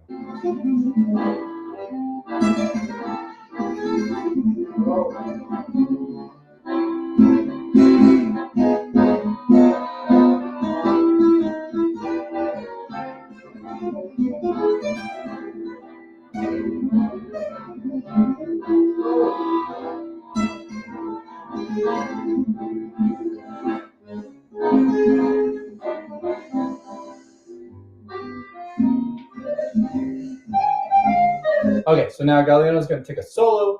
We had essentially the melody, but the melody did the B section, but Stokolo Rosenberg, the guitarist, did a lot of extreme variation to the point of like almost basically kind of improvising over the changes and referencing the melody a little bit.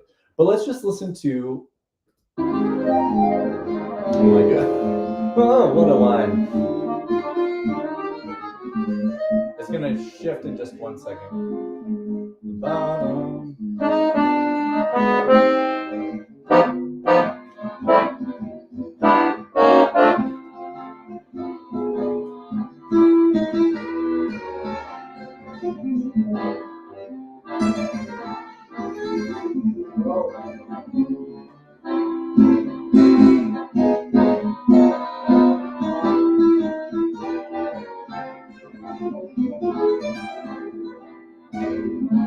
So we don't have Galliano imitating La Pompe. So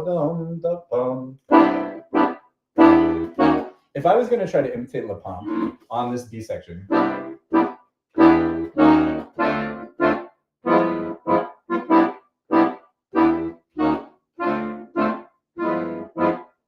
So ba ba dee dee do ba. It goes to the do ba.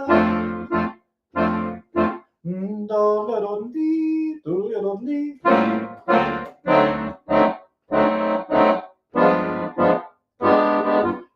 So if I was going to do just La Pompe, and this is playing time, it would be 4 quarter notes.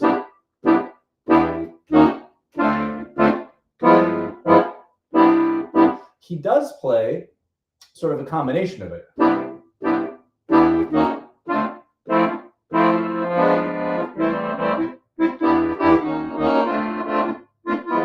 Right? So he's a little bit busier underneath the soloist. And this is just what I want to do is I want to, you know, share my accordion heroes with you, like, because these are the people that I listen to and I study and I want to sound more like. I want to sound more like Ludovic and his amazing time and facility and so many brilliant things he can do, and Galliano's magic emotional things, and he's like so expressive and just a genius. And Marcel Loeffler too. I mean, I could use the same qualities for all these guys, but I want to share them with you and point out things that they're doing that I love. Before we go to Marcel comping, Marcel Loeffler, who's another accordion player, let me hit up Felix. And Felix, I can highlight. I figured this out last stream. I can click on your thing and it comes up for everybody. So Felix says it's a bit off topic, but I've been working on Risha and Make More, that the tune by Fappy Lafertin, and he's talking about making a backing track, and he said that he could share. Let's see. So Felix is saying that he's created a backing track for both and with an app. So what app is it, Felix? Yeah, feel free to share it. You can put it in the chat, and I can always. What I do for materials that I shared in these is I put them on the little community area, the free community area of my website, and I can put that up. I can put the app up there with this, so anybody watching now who wants to find it later. So you can email me that or put it in the chat, and I'll grab it, or whatever you want. But yeah, that'd be cool. Thank you for offering, and that's sick that you're shedding these tunes, man. That's great. Okay, so more about accompaniment. Let's see, what haven't I said? So it's very much like, you know, step 0 is understanding that there's this quarter note, repetitive quarter note thing played by the guitar that is the main accompaniment pattern for this music, Gypsy Jazz. Step 2 is knowing that most of the time as an accordion player, we are going to be comping, right? And inside of that comping, we can play at the same time as the melody or the improvisation, or we could play sort of in between. And really what it is it's both. So we're playing both underneath and in between. And I think a lot of accompanists don't even think of it that way. I am representing it that way because when we teach, I think this, as a teacher and as a learner for myself, it's been helpful to think about it. And when you start to think about things, you start to label them and separate them and categorize them and assign how things are similar and how they're different. So this is just a sort of my approach sort of thing. Let's, with sort of the remaining time that we have, let's get to a really important thing, which is chords and chord shapes. And what I want to do is I want to talk about kind of some general overview things of what I do and how I play and how I don't play.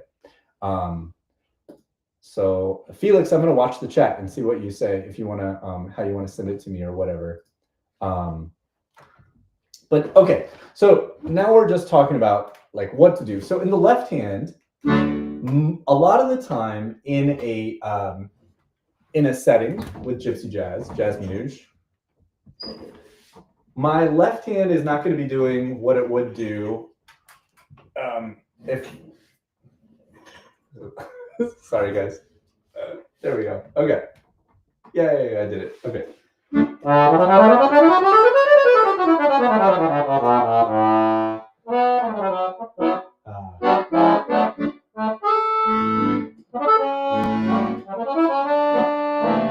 we go. Okay. I'm warmed up in this space, this frame here. So I am not going to be playing my left hand very much like a Django in June. My left hand is not going to get a whole lot of movement when I'm in a group of people playing. Where it might get used is with my right hand playing chords, but that's a more advanced thing. I wouldn't suggest that. Let's talk about sort of basic things. On your accordion, I suggest you use your bassoon register, which on most accordions is the register switch that's closest to your chin. It has just one low reed. That's it, just one. And that is, there are other people that don't use this reed. Like there's a lot of musicians who don't, but this is the sort of swing accordion tradition. It's what I hear Richard Galliano use most of the time, Ludovic a lot of the time, Marcel Loeffler. His accordion has two bassoon reeds, both in the tone chamber with this, what do they call it? Resonance box or something like that. Beltuna makes something similar called Amplisound. Hohner on their Fun Flash, everybody's, Mangashini, they're all doing it. It's a really cool thing. I don't exactly know how it works, but anyways, Marcel uses two bassoons, dry tuned, so it has this shimmering, gorgeous sound. We'll hear Marcel in a second. But that's all to say, on the piano accordion, most of my chords and comping are going to happen. This would be middle C on the bassoon. When I have the bassoon reed on, that makes this C middle C. So if I'm playing a C major chord, I might play it like that, C major 6, right here. And I might even go up here.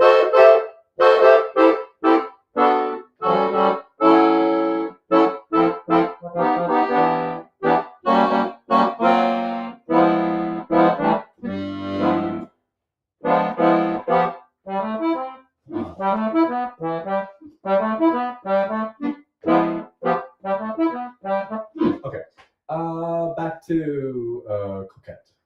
So my right hand is me playing here. I'm going to be playing a lot of 4-note chords, sometimes more than 4 notes, a lot of the time less than 4 notes, but I would say most of the time 4-note chords, and probably most of that time they're going to be close together, like a beginner would learn and study. So if you're brand new, getting this stuff together, you're going to be looking at chords and studying chords that are stacked in thirds, like that.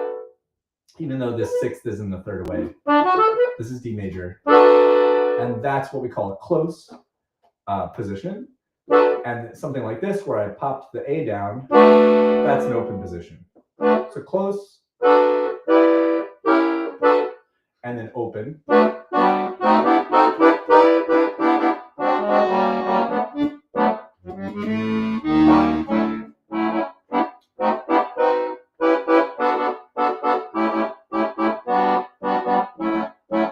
Right?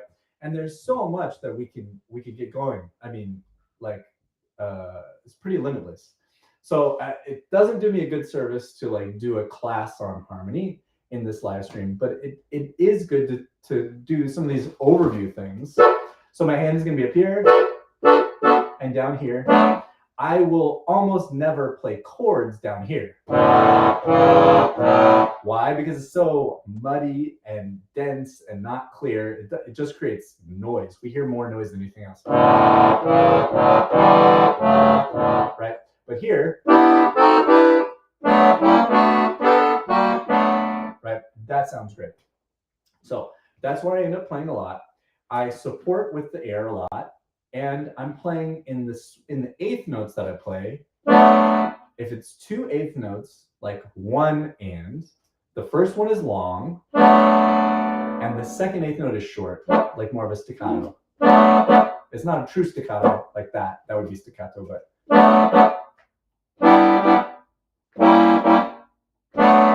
This is a super important stylistic thing. So I would not play.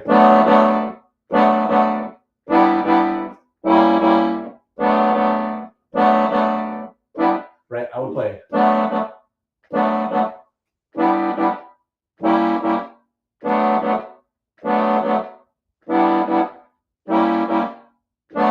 Right? And I can really make it swing. Let's see. What else kind of basic stuff to do?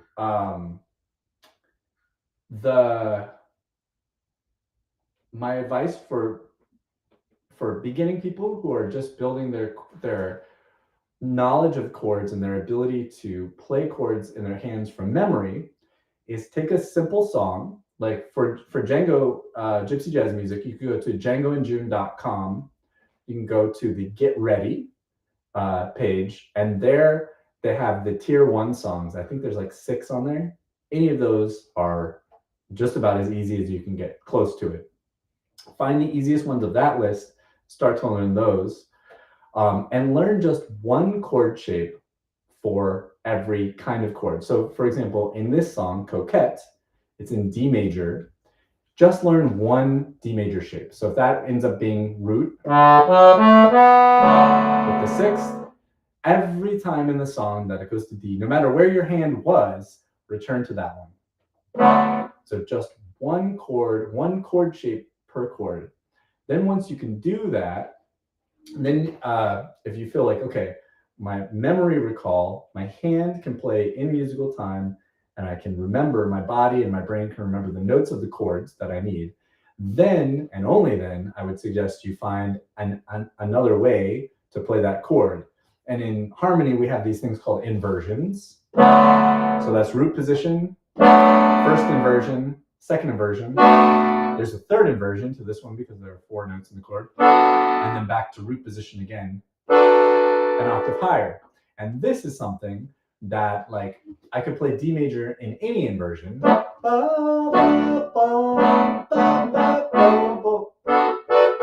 can play any of these and it's going to work.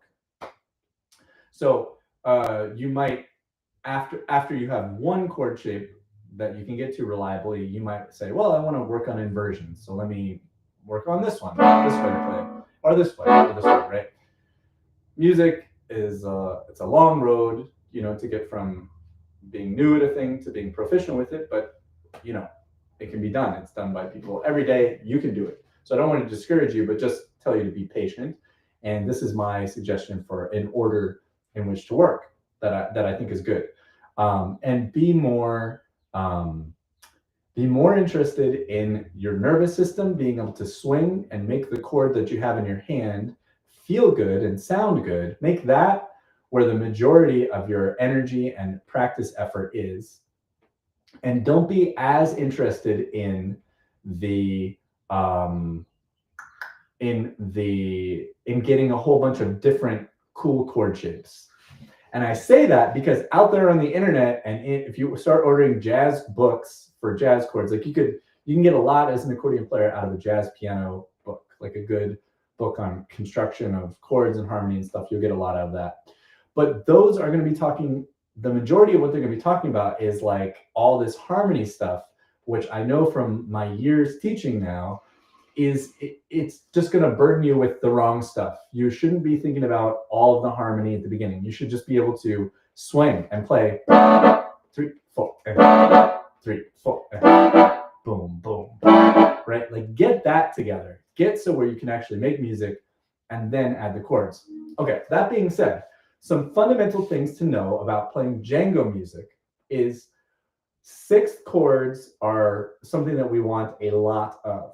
So if you see a chord and the symbol says D major, in fact, let me pull up the chart now. Now's a good time for me to pull up the chart for Coquette. So a 6th chord is where you add the 6th of the scale to the chord. So if, let me see. Yeah, this is good. Okay. So if the chord is C major, right? And you know how to spell a chord, that's C, E, G, that's C major. Especially in Django music, in jazz, you would either put a major 7 or a major 6. In Django music, most of the older stuff, we're usually going to put a 6. So that's the 6th. So the root or the 1, the 3rd, the 5th, and then here's the 6th of a C major chord. Let me share with you the sheet music to Coquette, which is one of the examples of songs that I've been playing. This is a great one to start with. There's not too many chords in it at all. And you can see, let's zoom in here a little bit. You can see that the first chord just says D major. It doesn't tell us D major 6. That's something that we as a musician need to know. We need to know that that's a 6th chord. And so Hang on, I'm resizing the wrong one. Go to this. There. So I might play like that with D. I mean, honestly, I would play all kinds of stuff. So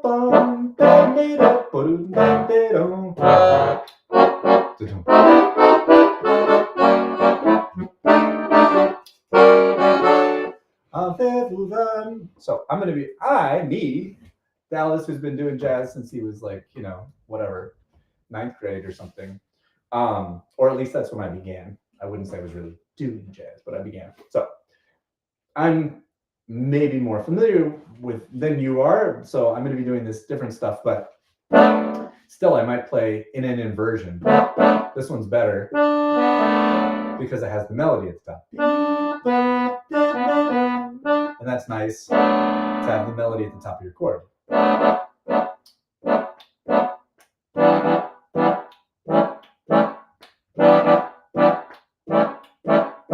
Right?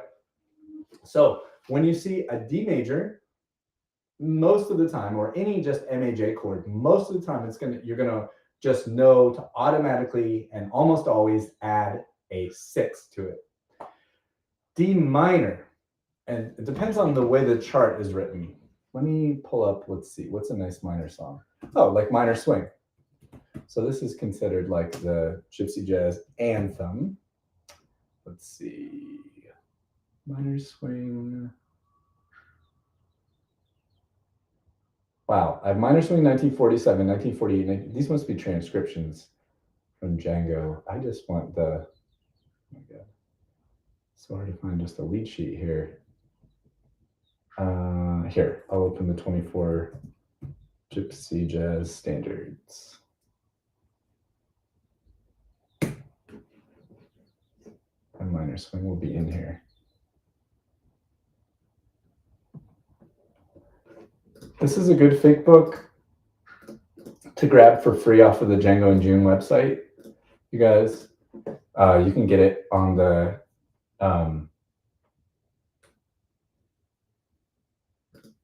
djangoandjune.com website under the Get Ready area, and we'll go to anything that has a minor chord in it. So here, the bar 7 and 8 of All of Me. If this was Django music, I would probably play a minor 6 on that D minor. C major 6. E7, for a beginner, all you need to do is play E7. Let's go through this tune, actually, and I'll tell you as an example. I mean, there's so many rules and conventions and stuff. I can't tell you everything, but I can at least develop this idea a little bit. So C major is just written here, but I'm going to play C major 6 in bar 1 and 2. So maybe that's here.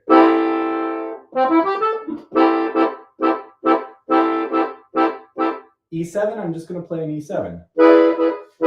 Same for A7. Now D minor, I'm going to play a D minor 6. Right? E7, just play E minor. And now for the A minor, I'm going to play an A minor 6. It happens to have an F sharp because of the scale. So in order to construct these chords yourself, you're going to need to develop your harmony and music theory, which is wonderful because it helps you with all the other music that you're playing. D7 in bar, what is that, 15 or something? Whatever that's marked there. I'll just play a regular D7 in an inversion, let's say root position. And G7, I'll just play G7. And this is just to walk you guys through a lead sheet and when to use 6 chords and when not to. So in all of these circumstances, I would make where it just says MAJ, I would make that a major 6. If it says MIN for minor, I would just make that a minor 6. MAJ means major. And most chord things are going to be like that. And that's like a really great piece of advice for us because it adds this very vintage sound when I play. I love Paris, I love Paris in the springtime. Right? If I do that, it's got that sound.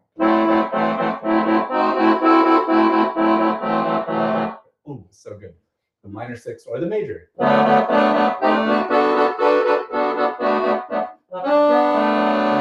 Right? Yeah, what a good, it's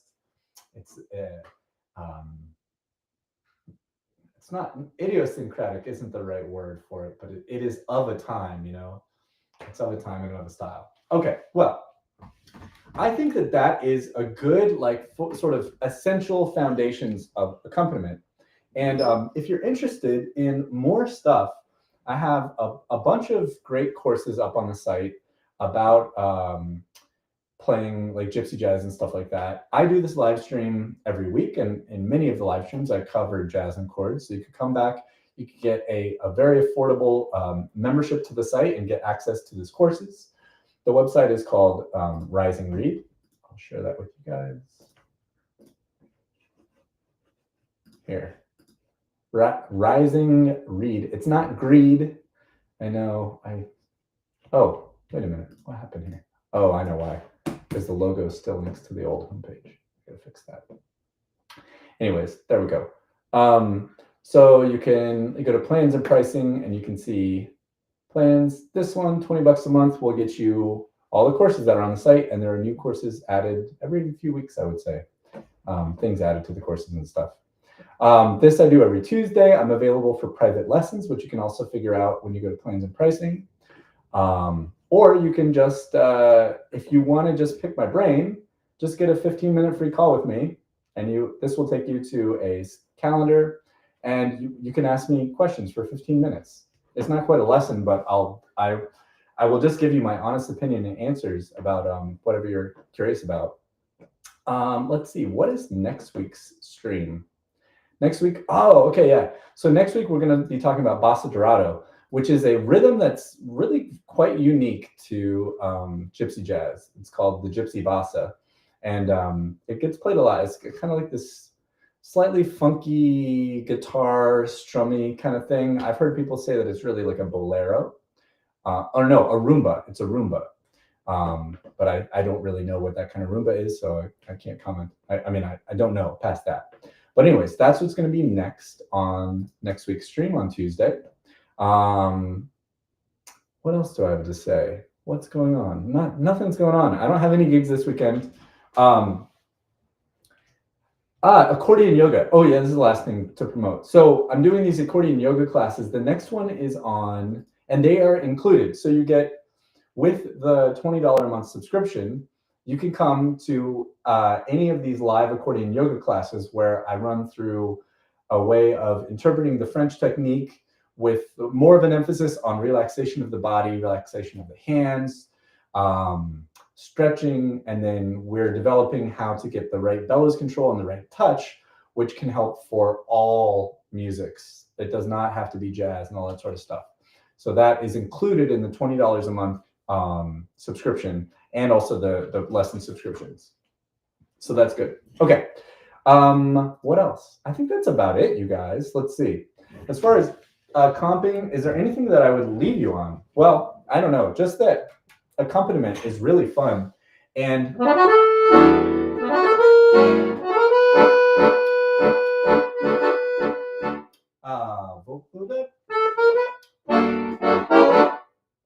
yeah. Now I want minor, diminished, and major. Chords are really, really fun. We could add them to anything, any single thing you could have. I have a wonderful student who's a professional accordion player, and his tradition just doesn't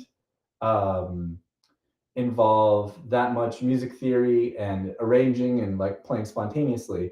And we just started working on just some really simple introductions and endings, so he can take his solo repertoire list, which he gigs at least once a month, at least once a week, if not many more times a week.